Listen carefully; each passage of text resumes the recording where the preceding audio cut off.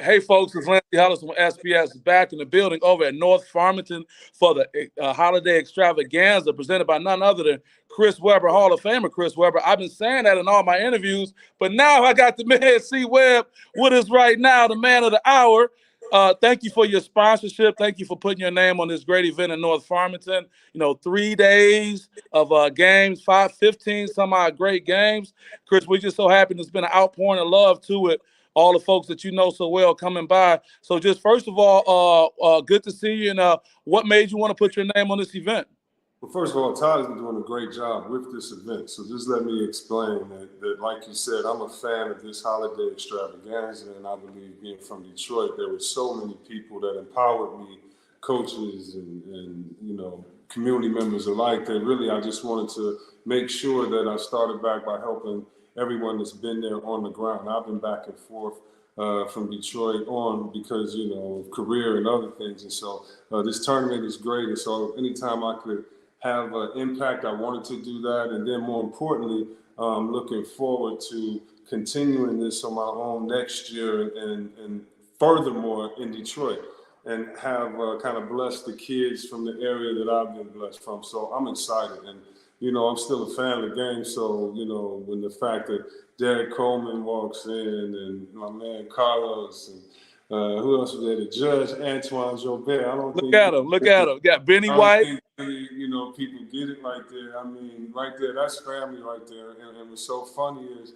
that man, Antoine Jobert, I grew up with him in a poster on my wall, a Michigan poster. And when they won back-to-back, I think, Big Ten championships, and Derek Coleman, part of the reason why I wore 44 was because of Derek Coleman and James Worthy at that time. And so, he really set the standard. Well, I think he would say Spencer Haywood, George Gervin, but Derek definitely kept that standard high in being a power forward. He was Rookie of the Year. I wanted to be a Rookie of the Year. He led the league, or he led college in rebounding and always had double-doubles. I wanted to do that. So I'm cut from a special cloth, and that cloth is Detroit. And so, I look forward to having my tournaments there and to make sure I bring kids up. But I'm also looking forward to supporting Derek Coleman and DC Elite and his tournament and bringing back the AAU and the prominence that we had there in Detroit. So I'm just excited to be a part of it and, making sure that I'm involved in helping people that's already been on the ground, like here at the Holiday Extravaganza is, that's my job. Yeah, well, you're doing it, man. I can't help but talk about some other things you've done since you started here with humble beginnings and made your way around the world. So tell me about this photo right here, man. What does this mean to you? And we promoted it with the event, but Hall of Fame, man. Come on, talk to me about that. Man, it's a blessing. It's something that you never dream of being in the Hall of Fame, brother. Like, you dream of winning a championship, you dream of, having, a great career, trying to be like Magic and others, but, being a part of Michigan, being able to play in the Fab Five with not only another Detroiter in Jalen, but my other brothers as well from Chicago and Texas, and then, being able to take that career and to continue and, from Rookie of the Year to try to do your thing in Sacramento and, having the refs call a few bad calls in LA, it was all special. And so to me, it just really is, it's a representation of God's grace, man, because if it wasn't for his grace and mercy, I definitely wouldn't have had the perseverance, the patience, the village around me, the parents that I had, the family that I had to help me get to that point. So as I said in the speech, what up, though, and shout out to, those streets that made me. So, man, it means everything to me. Man, that's great. And speaking of, the streets that made you, and let's talk about your influence. I mean, we can't have a conversation about pop culture without talking about the 5-5. And I don't want to ask the same question that they ask you all over the world, but did you guys have any idea, any inkling that your authentic selves would just really change culture forever? No. We did not know that being our authentic selves would change the culture, but we knew that being our authentic selves was enough. What do you mean when you say enough? What do you mean when you say enough? We didn't want to be anybody else. We admired shout out to UNLV, shout out to Illinois.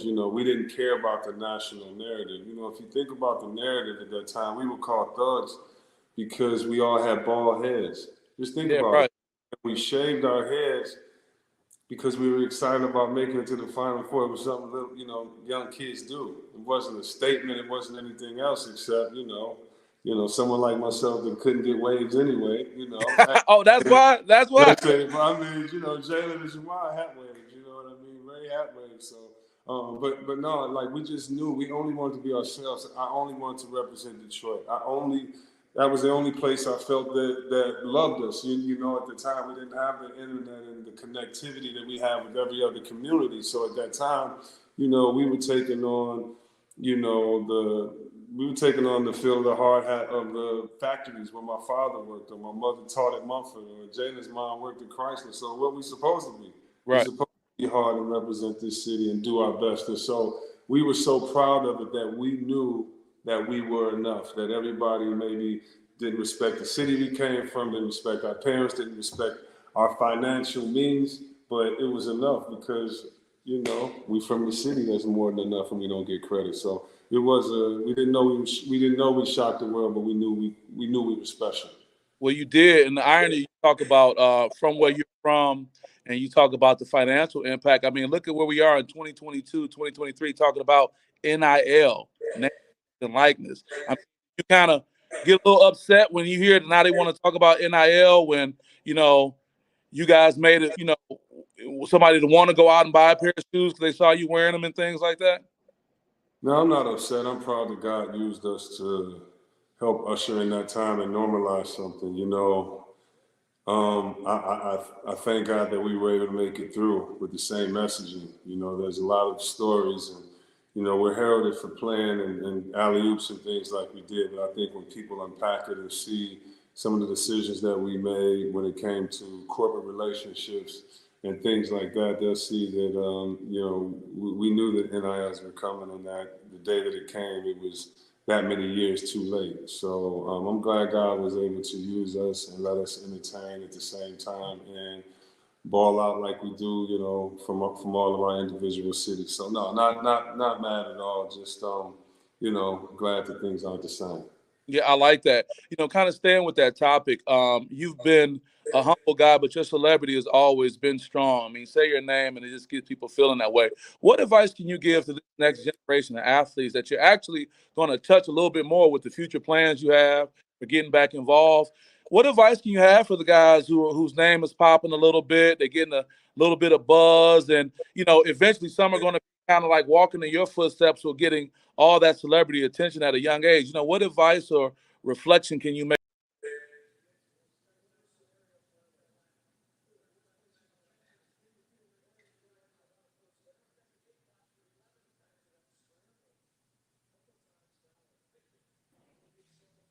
I think we froze for a second. Okay, now I would give them the advice to love, to enjoy every second of this, to enjoy it, to enjoy it. At the same time, to have great family and advisors around you, people that you love, that you can trust. I would also say get better, because yesterday it really doesn't matter what you did yesterday, because there's some little kid like I was doing push-ups in this room, crying, looking at a poster, wanting to play against my favorite heroes, waiting for that day. And so embrace the journey, because it's all about the journey, but it definitely takes a lot of perseverance and hard work. And why wouldn't it? You're trying to accomplish something that many people don't, and that's to be one of the best athletes in the world at your level. So I would just say work your butt off and try to enjoy it through the ups and downs. It's supposed to be tough. Yeah, it's supposed to be tough. I like how you end on that. Could you imagine your recruitment experience or your college days match with a social media experience? Could you just think about that for a second? If your experience was your experience and social media is what it is today, and they were intertwined, just give me an idea of what that would be like. You think? Fab Five would have broken the internet, because we were honest, we were raw, and we were silly as hell. And the practical jokes and the pranks, it might have got out of hand. We might have been known for a practical joke and prank show more than. So you mean only around Ann Arbor, only in the facility, and only in the hotels that people know about how wild you guys were and the jokes, and because I see that smile. You put a smile on your face. You went back on that one. Yeah, So man, we're I don't brothers, know man. about that. We're brothers, so when I'm online and I see John Moran or someone joke with a teammate and it's authentic, you love it, right?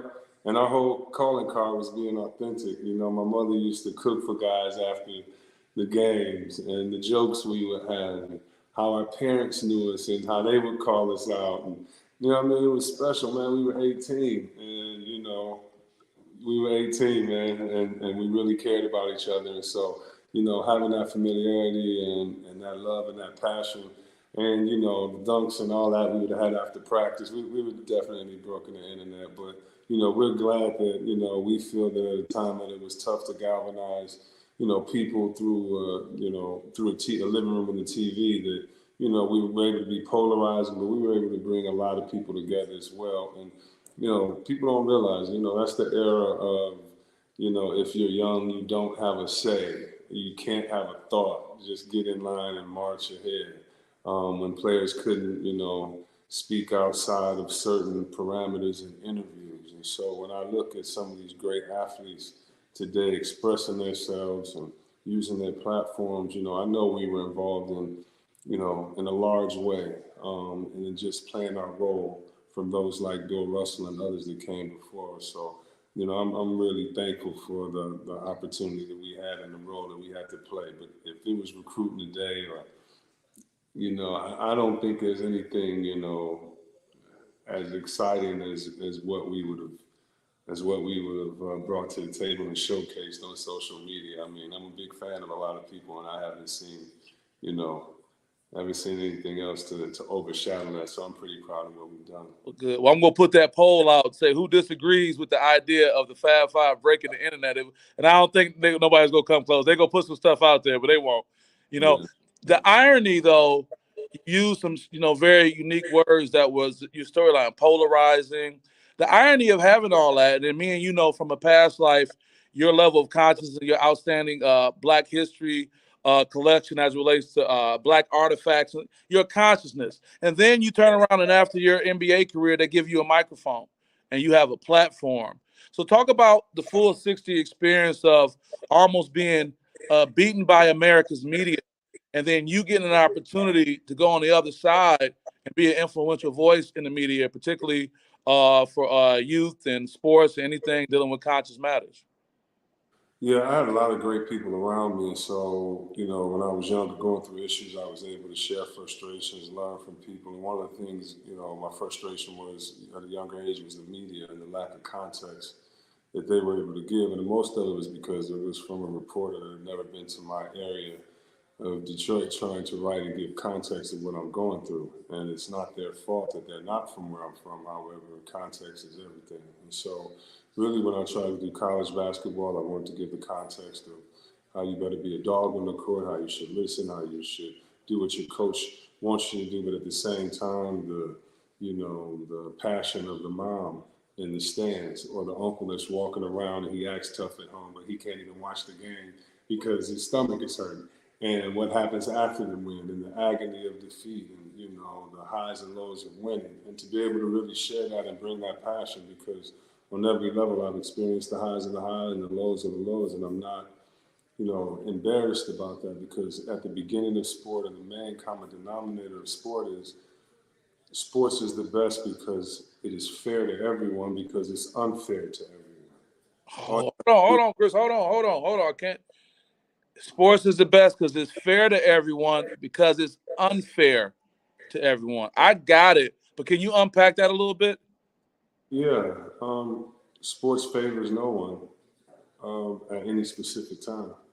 And if you don't embrace the journey of losing, then if you win and you only win, then you're just a coward. Like how can you balance that? You know, I hate to bring in Kobe, because I think a lot of people would do that. However, everybody talks about the Kobe mentality, and I was rather close with Kobe. If you really look at it, and I mean this with all respect, it came from an appropriate fear of losing. That's why he got there early. He knew that the game could be unfair to him. So he needs to make, his free throws because he might miss the shot before that. He knew he needed to play defense the best he could on this because even when you play great defense, somebody will still make a shot on you. But if you have the habits of being the best, then it lessens the chance of heartache and disappointment because you've set your standards so high. And then you let the chips fall where they may. And so that work ethic allowed you to sleep through the mistakes because you prepared. And so, that's my thing, being on the both sides of the spectrum and really appreciating that. That's what it's all about. That's why, after the journey's over, you can enjoy it that much more because you don't have regret about preparation or, work ethic. I get it. No, I just had to take a moment and put my sports psychology hat on. I think that's powerful. And then also coming from you because of your perspective and experience. You've been doing a great thing. We don't want to too much longer, but just what message do you have for the city of Detroit, the state of Michigan, and these young people in particular going forward as far as, what they could be doing and what they can look forward to, or just anything you want to share with them? Yeah, I would just say to, the city of Detroit young players, I would just remind anyone that any adversity will turn out to be a gift. The one thing that, if you look at players that I admire from our city of Detroit, and I could name you dozens, but whether it's, guys that are on TV, whether it's guys that I played with, whether it's Jalen ESPN, whether it's Steve Smith at NBA TV, it's the Detroit work ethic. Like, don't be surprised when you can do anything. If you have to change a position because you didn't grow when you were playing center, it's okay. We put the work in. We put the work in and let the chips fall where they may because we don't have the luxury of being lazy, and that's cool. That's cool. It's not a woe is me. It's not a victim. It's not a down thing. It's an empowering thing because no matter who you are, you're going to have to show perseverance. You're going to have to show toughness. You're going to have to show teamwork. And who does that more than Detroit, And so, to me, let your story be your inspiration and let that be your heart. And as long as you put your work in, that's really the way not to worry. Put the work in and then let the chips fall where they may. Well, man, we've seen you do it, and we're seeing you now at this next level, and the way you're giving back is so appreciated. I just want to thank you on behalf of everyone who's been able to experience these last 3 days, but I know this won't be the end. And also, special shout out to Stage Deli. Thanks for your sponsorship. They've been able to feed the players, and they talk about that just as much as they talk about the game. So that's a good thing happened with that. I'll let your words be the last words, Chris, before we get out of here.